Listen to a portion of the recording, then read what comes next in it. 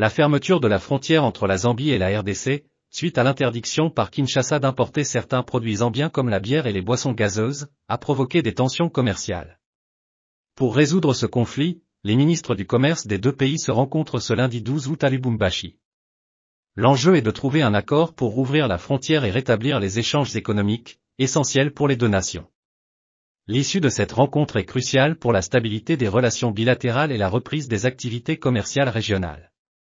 Aujourd'hui, nous allons nous pencher sur un problème important qui se développe en Afrique australe. La frontière entre la Zambie et la République démocratique du Congo, ou RDC, a connu des fermetures soudaines. 3 points de passage majeurs, Kasumbalesa, Mokambo et Sakania, ont été temporairement fermés. Pourquoi en est-on arrivé là? Tout a commencé par des manifestations en RDC contre les nouvelles restrictions d'importation imposées par la Zambie. Ces restrictions visent des produits tels que les citrons verts et les boissons. Et laissez-moi vous dire que l'impact a été immédiat et intense. Les entreprises et les commerçants des deux pays, qui dépendent fortement du commerce transfrontalier, en ressentent les effets. Ces manifestations mettent en évidence la nature fragile de la dynamique commerciale régionale. Elles nous rappellent à quel point ces nations sont interconnectées et à quelle vitesse les décisions politiques peuvent se répercuter au-delà des frontières, impactant les vies et les économies.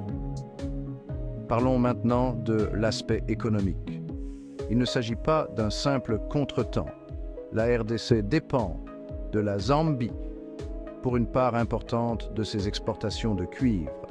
Ces exportations doivent passer par la Zambie pour atteindre les ports régionaux. Avec la fermeture de ces routes clés, nous sommes confrontés à des retards d'expédition potentiels et à des perturbations dans la chaîne d'approvisionnement mondiale en cuivre.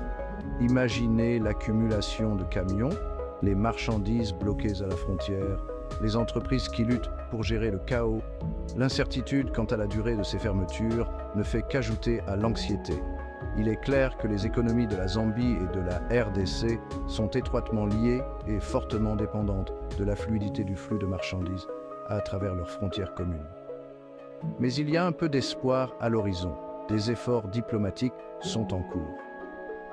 Aujourd'hui, le 12 août, les ministres du commerce des deux pays se réunissent à Lubumbashi en RDC pour tenter de trouver une solution. La communauté de développement de l'Afrique australe, ou SADC, intervient également pour jouer le rôle de médiateur. Leur objectif?